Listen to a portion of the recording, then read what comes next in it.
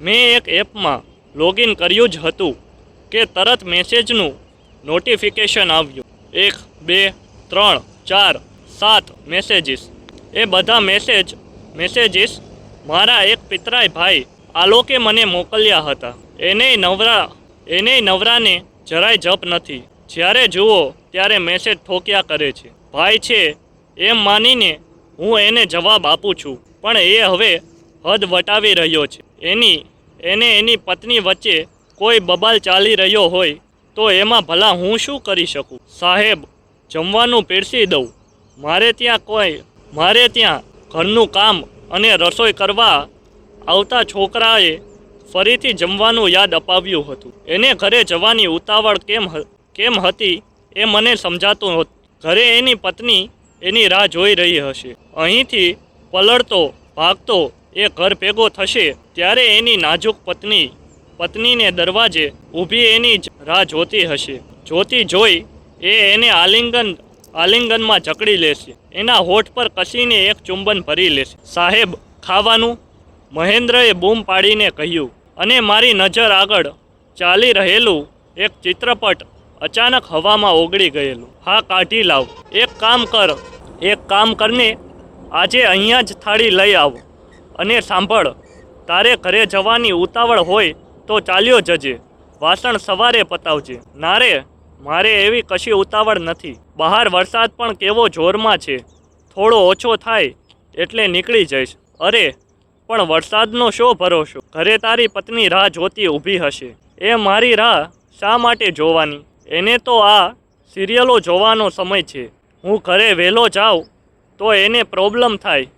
એ હસી પડેલો. એ નીરસ માણસે એક જ ઝાટકે મારી મસ્ત રોમેન્ટિક કલ્પના પર ઠંડુ પાણી રેડી દીધેલું. જો કે થોડુંક હસવું મારા પર આવી ગયું હતું. અમે વાંઢાઓ આવા મસ્ત વાતાવરણમાં પરણેલા જોડાઓ વિશે જે કલ્પના કરી જેવું બાળીએ છીએ એવું સાચકલું કેટલા લોકો સાથે ઘટતું હશે. બની શકે ને કે પરણેલા પણ અમારી જેમ જ આવા મસ્ત વાતાવરણમાં ઠાલી કલ્પના કરતા હાથ ઘસ્યા કરતા હોય.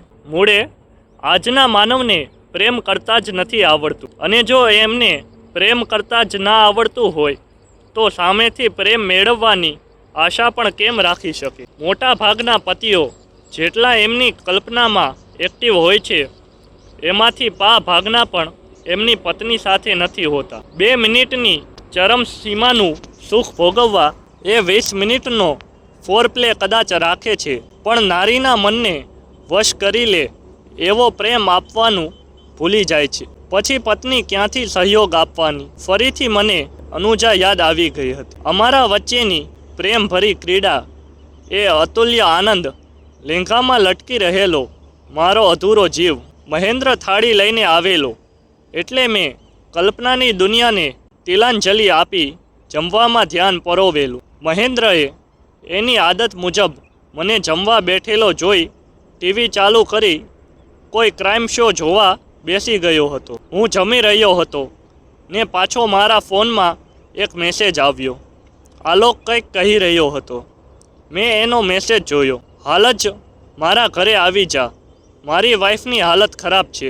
મેં એના આગળના મેસેજીસ જોયા. એ બધામાં એ મને એના ઘરે જવા વિનવી રહ્યો હતો. મને ત્યાં જમવાની સહેજે ઈચ્છા નહોતી થઈ રહી. એની પત્ની સાવ નકચડી અને 1 નંબરની ઘમંડી ઓરત છે. એની સાથે બીજી સ્ત્રીઓ કરતાં 2 ચોપડા વધારે શું ભણી લીધું? પોતાને ખબર નહીં શું સમજી બેઠી છે. જ્યારે જુઓ ત્યારે બિચારા આલોકની દરેક વાત કાપતી જ નજરે ચડે. સંબંધ બંધાયો ત્યારે શરૂઆતમાં મેં છોકરીનો પક્ષ લઈ આલોકને સમજાવેલો. મને એમ કે છોકરો હાલ કોઈ છોકરીના સંપર્કમાં આવ્યો છે એટલે તેને કેમીની રીઝવવી જોઈએ. એ વિશે બિચારાને ગતાગમ ના હોય. મેં એને કેટલી તો સુંદર કવિતાઓ લખી આપેલી, પત્રો લખી આપેલા. એક પુરુષ એની પ્રિયતમાને જે કહી શકે એ બધું જ મેં એ પત્રોમાં ઢોળી દીધેલું. અને એણે શું જવાબ આપેલો? એણે વળતા પત્રમાં આલોકને પૂછેલું કે આ બધું તે તે કઈ સાઇટ પરથી કોપી કરીને લખ્યું છે. આ પ્રેમ પત્રોમાં મારા કરતાં ગુજરાતી સાહિત્ય પ્રત્યેનો તારો પ્રેમ વધારે ઝળકે છે. આલોક બરાડો આલોક બાપડો શું જવાબ આપે? એ કેમનો કહે કે તારા પત્રોનો જવાબ મારા મોટા ભાઈએ લખી આપ્યો છે. મને તો એ ત્યારે જ સાવ ગમાર લાગેલી. પ્રેમ એટલે શું એ એને ખબર જ નથી. એણે એના જીવનમાં કોઈને ચાહ્યો હોય તો ખબર પડે ને કે એક પુરુષ જ્યારે એની પ્રિયતમા આગળ પ્રેમપત્ર રૂપે એની લાગણીઓ ખુલ્લી મૂકી દે ત્યારે એને કેવી રીતે આવકારવાનો હોય. આવા લાગણી ભીના પત્રોનો જવાબ તો મારી અનુજા જ આપી શકે. પોતાના પ્રિયજનની વાતને લીટીએ લીટી વાંચી એમાં ભરેલા સંવેદનાના સાગરને ઉચકેલી એક દિવ્ય મોતી શોધી જવાબી પત્ર રૂપે આલેખવું એ કોઈ જેવી તેવી સ્ત્રીનું કામ નથી. મારી અનુજાની એક તુચ્છ સ્ત્રી સાથે કલ્પના કરતાં જ મારું મન ખાટું થઈ ગયું હતું. મનમાં આવેલું કે એને કહી દઉં કે તારું તું સંભાળ ભાઈ. લગ્નને આટલો વખત થઈ ગયા પછી જો તને એમ લાગતું હોય હવે આ સ્ત્રી બધી મર્યાદા વટાવી ચૂકી છે અને એને સંભાળવા તારા કાબુ બહારની વાત છે તો એને છૂટી કરી દે અને પડતી મૂક. આમે આજકાલ છૂટાછેડાની ક્યાં નવાઈ છે. જમવાનું પતાવી એઠા હાથ ધોઈ એને નેપકિનથી લૂછતા મેં ફોન હાથમાં લીધેલો અને આલોકને મેસેજ કરવાનો વિચારતો જ હતો કે એનો સામેથી ફોન આવેલો. હલો, હા કેદાર, યાર તું હાલ જ મારા ઘરે આવી જા ને મારી વાઈફની તબિયત ખરાબ છે. અરે પણ એની તબિયત ઠીક ના હોય તો તું કોઈ ડૉક્ટરને ફોન કર. હું ત્યાં આવીને શું કરીશ? તું સમજતો નથી. હું ડૉક્ટરને બોલાવી શકું એમ નથી. એની હાલત વધારે લથડી છે. મને કંઈ સમજાઈ નથી રહ્યું. તું જે હોય તે ચોખ્ખું કહે.